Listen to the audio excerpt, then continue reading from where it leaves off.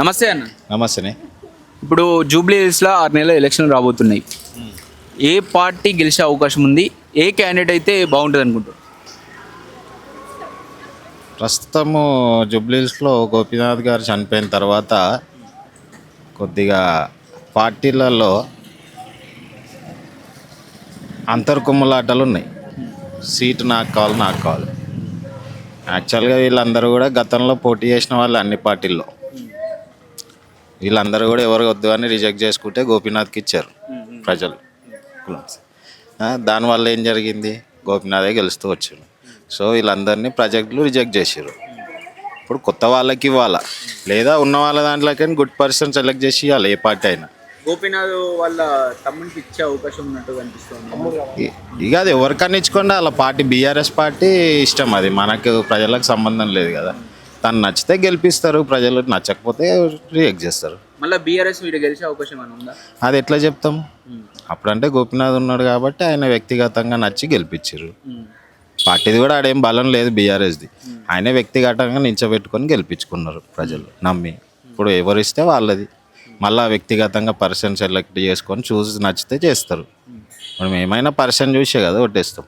పార్టీది ఏముంది? పార్టీలో కాంగ్రెస్ అధికారంలో ఉంది, వాళ్ళకి గెలిచే అవకాశం అని ఉందా? కాంగ్రెస్, బీఆర్ఎస్, బీజేపీ అని కాదు. ఇక్కడ వ్యక్తిగతంగా పర్సన్తో ఉంటుంది. ప్రజలకు ఈ పర్సన్ మనకు బాగుంటుంది నేను వస్తే అనే దాని మీదనే విజయం ఉంటుంది. అంతేగాని పార్టీల మీద ఏముండదు. ఇది బై ఎలక్షన్ కదా, స్టేట్ వైడ్ ఎలక్షన్ అంటే అది పార్టీల మీద డిపెండ్ అయ్యి ఉంటుంది అంతే. ఇప్పుడు ఒకవేళ ఇప్పుడు క్యాండిడేట్స్ ఇక్కడ బీజేపీ నుంచి వాళ్ళు ఉన్నారు, కాంగ్రెస్ నుంచి వాళ్ళు ఉన్నారు, చెప్పగలిగేది ఏమన్నా ఐడియా ఉందా మీకంటే? మీకు ఎప్పుడు అవైలబుల్ ఉండేవాళ్ళు? ఎప్పటికీ ఎమ్మెల్యే క్యాండిడేట్లు అవైలబుల్ ఉండేదంటే గతంలో కాంగ్రెస్ నుంచి విష్ణువర్ధన్ రెడ్డి గారు ఉండేది. ఆయన అవైలబుల్ ఉండేది. ఆయన ప్రజలు రిజెక్ట్ చేయడం జరిగింది. కొంచెం ఆయన ప్రజలకు దూరంగా ఉన్నాడు. దాని తర్వాత బీజేపీ నుంచి లంకల దీపక్ రెడ్డి, ఆయనే ఎప్పుడు వాళ్ళ పార్టీ ఉండదు, వాళ్ళు ఉండరు నలుగురిలో. ఏదో ఈ మధ్యలో వస్తున్నారు కొద్దిగా. చూడాలి మరి అది ఎంతవరకు పాటిస్తారు. వాళ్ళు కూడా ప్రజలతో సన్నిహితంగా ఉంటారా ఉండరా అనేది చూడాలి. అప్పుడైనా ఇప్పుడైనా విష్ణువర్ధన్ రెడ్డి ఉండేవాడు. ఇప్పుడు బీఆర్ఎస్లో కూడా ఇప్పుడు గోపీనాథ్ తర్వాత ఆయనే కొంచెం యాక్టివ్గా ఉంటున్నాడు. చూడాలి మరి. గతంలో అజరుద్దీన్ పోటీ చేసింది. అజరుద్దీన్ మళ్ళీ పోటీ చేస్తే ఎట్లుంటుంది? అజరుద్దీన్ మళ్ళీ పోటీ చేసినా గెలవాడు. ప్రజలతోని సన్నిహితం మెయింటైన్ చేయని వ్యక్తి ఎవరికి ఇస్తే ఏంది? పార్టీకి పనిచేసిన కార్యకర్తలనే ఇప్పటిదాకా అజరుద్దీన్ గుర్తుపట్టడం జరగదు. వాళ్ళకేదో పని చేసిన వాళ్ళకి 2-3 తలకాయలని తప్పితే ఇంకా వేరే వాళ్ళని గుర్తుపట్టాడు ఆయన. అట్లాంటి వ్యక్తి ఏం చేస్తాడు? గ్రౌండ్ లెవెల్లో కూడా కార్యకర్తలను గుర్తుపట్టాలి కదా. గతంలో విష్ణు ఉన్నప్పుడు అందరిని గుర్తుపట్టేవాడు. గ్రౌండ్ కార్యకర్తల నుంచి వెళ్ళి గుర్తుపట్టేవాడు పెద్ద లీడర్ల దాకా. ఈయనది అట్లా లేదు. ఈ నవీన్ యాదవ్ పేరు ఒకటి బెటరే. నవీన్ కూడా ఒక రకంగా. లంకల దీపక్ రెడ్డి అదే ఇక బీజేపీ అతను కదా. చూడాలి వాళ్ళు ఏమున్నా. వాళ్ళు ఎమ్మెల్యే ఎలక్షన్ వస్తే స్టేట్ వైడ్ అప్పుడు మాత్రం వస్తారు పోయేటి వాళ్ళు అంతా. కానీ ప్రజలతోని సన్నిహితంగా అయితే ఎవరు లేరు ఇప్పటి వరకు. ఏ పార్టీ రాడు. పార్టీలు వస్తే రోడ్లు ఇట్లా ఎందుకుంటాయి, అంత ఇట్లా ఎందుకుంటాయి. స్లమ్లానే ఉంది ఎప్పటికీ. కాలనీలు ఎప్పుడు చేస్తారు? గోపినాథ్ ఉన్నప్పుడు కూడా ఎంతసేపు కాలనీ మీదనే కాన్సన్ట్రేషన్ ఉండేది, కానీ ఎప్పుడు స్లమ్లను పట్టించుకోవాలి, ఇలా మార్పు కోరుకోవాలనేది ఎప్పుడు జరగలే. రాష్ట్రంలో ఎట్లుందంటూ? కేసీఆర్ బాగుండేనా, రేవంత్ రెడ్డి బాగుందా? ఇద్దరు బాగాలేరు. అన్ఫిట్ గవర్నమెంట్ అది కూడా ఇది కూడా. ఉచితాలు ఇచ్చి ప్రజలను సోమరిపోతులను చేస్తున్నారు. అంతకుమించి ఏం లేదు. అప్పులు తెస్తున్నారు సెంట్రల్ నుంచి వెళ్ళి, సోమరిపోతులను చేస్తున్నారు. అంతకుమించి ఇంకేం లేదు ప్రభుత్వాల వల్ల ఒరిగేది ప్రజలకు. దీనివల్ల ఏం లేదు. ఆయన అప్పులు తెచ్చిండు, అదని ఇదని ఇచ్చిండు కదా. దళిత బంధు అని 10 లక్షలు ఇచ్చిండు, అదని ఇదని ఇచ్చిండు. దళిత బంధు ఎవరికి ఇచ్చిండు? కార్యకర్తలకు ఇచ్చుకున్నాడు. నిజంగా దళిత బంధు అవసరం ఉన్నోనికి 10 లక్షలు ఎవరికి ఇవ్వలే. ఆ తీసుకున్న కార్లు ఇప్పుడు దళితులు ఎంతమంది నడిపిస్తున్నారు? ఎవరు నడిపిస్తలే. కిరాయిలకు ఇచ్చడో లేకపోతే ఇంకోనికి ఇచ్చడో ఇంకోనికి అమ్మేసాడో జరిగింది. ఏం ఫలితం దానికి? నిజంగా నీడున్నోడికి ఎవరికి ఇవ్వలేడు వాడు కూడా. ఈయన కూడా ఏమీ చేస్తలేడు. రేవంత్ రెడ్డి కూడా అంటే హామీలు చాలా ఇచ్చిండు కదా. హామీలది అవసరం లేదబ్బా, హామీలది ఏమున్నది, హామీలు ఇస్తారు రాజ్యంలోకి రానికి. హామీలతో పని కాదు కదా, జనాలకి ఏం కావాలో చేయాలి అంతే.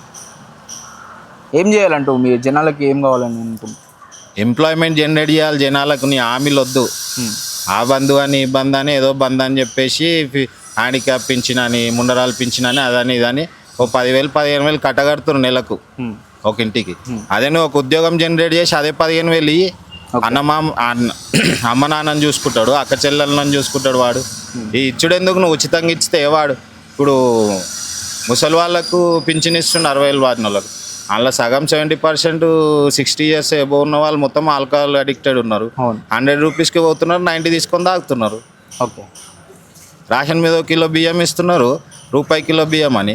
ఆ కిలో బియ్యం తెచ్చుకుంటున్నారు, పచ్చిపులు తీసుకొని అంటే జనాలు ఓట్లు వేసలేరు అలాంటి స్కీమ్లు ఇవ్వకపోతే అని చెప్పేసి పార్టీ నాయకులు అంటున్నారు. అట్లా జనాలను మోల్డ్ చేస్తున్నారు, అది అవసరం అని. అది ఏమో జనాలు పైసలు తీసుకుని ఓట్లు ఎత్తలేరా? పైసలు ఎవడిచ్చినా తీసుకుంటున్నారు, వాడు ఎవడికి వేయాలో వాడికి వేస్తున్నాడు ఓటు. ఇప్పుడు కేసీఆర్ ఇచ్చిండని కేసీఆర్ దగ్గరికి కేసీఆర్కి వేస్తలేరు కదా, వాడు ఎవడికి వేయాలో వాడికే ఇస్తున్నాడు. తీసుకుంటున్నారు, ఇస్తున్నారు రా, వాళ్ళు 5 ఏళ్ళు తింటున్నారు, మనకి ఇస్తున్నారు, తీసుకోవాలి. మనకి ఎవడికి వేయాలో వానికే వేయాలి, అంతే ఉన్నది ఎజెండా ప్రజలది. ఉచితాలు మానుకోవాలండి, ఉచితాలు మానుకొని ప్రజలకు ఏం కావాలి ఎంప్లాయ్మెంట్ జనరేట్ చేయాలి. ఒక అబ్బాయి నేనున్నా ఇప్పుడు, నాకు ఒక ఉద్యోగం వస్తే ప్రభుత్వం నుంచెల్లో టెంపరీ కాంట్రాక్టు, ఆ ఉద్యోగంతో నా తల్లిదండ్రులను నేను నడుపుకునే స్టేజ్లో నేను ఉండాలి. కానీ ప్రభుత్వం వస్తుంది, రేపు ఇంకో బీజేపీ వస్తుంది, నరేంద్ర మోడీ వస్తాడు, ఈడ సీఎం అయింది బీజేపీ, హామీలు ఇస్తాడు, నేను హామీలతో ఉచితాలతో బతుకుతా అనేది ధైర్యము తీసేసుకోవాలి ప్రజలు. ప్రభుత్వం మీద డిపెండ్ కావద్దంటారు. ప్రభుత్వం అది జనరేట్ చేయాలి ప్రజలకు. ఉచితాలు ఎవరికి అవసరం లేదు, ఉచితాలు ఇచ్చి మీరు సొమలిపోతులు చేస్తారు. ఫైనల్గా జూబ్లీహిల్స్లో ఏ పార్టీ గెలిస్తే మీకు అభివృద్ధి జరుగుతుంది? జూబ్లీహిల్స్ చెప్పిన కదా, ఇది బై ఎలక్షన్, పార్టీలతో ఉండదు, వ్యక్తిగతంగా క్యాండిడేట్స్తో ఉంటుంది. ఓకే, అంతే. అధికార పార్టీ కొంచెం ప్రాబల్యం ఉంటుంది కావచ్చు. అది ఎట్లానే ఉంటుంది కదా, అది మీకు తెలిసిన వాళ్ళకి, మీడియా వాళ్ళకి కదా, అది ఎట్లానే ఉంటుంది. అంటే ఒకవేళ అధికార పార్టీ గెలిస్తే వాళ్ళ ఎమ్మెల్యే ఉంటే ఇంకా అభివృద్ధి ఎక్కువ జరిగే ఒపీనియన్ ఏమైనా ఉందా? ఇప్పుడు ఏం అభివృద్ధి జరుగుతుందని అంటే ఇక్కడ ఎమ్మెల్యే వేరే వాళ్ళు ఉన్నారు కదా, గతంలో బీఆర్ఎస్ గెలిచింది ఇక్కడ ఎమ్మెల్యే, అప్పుడు కూడా ఏం జరగలే. ఎక్కడున్న స్లమ్లో అక్కడనే ఉన్నాయి కదా. ఓకే, ఏం అది అభివృద్ధి జరిగింది వాళ్ళకు కూడా? కొంచెంసేపు కాలనీలే, కాలనీ ఓటు, సెక్యులర్ ఓటు, అంతే.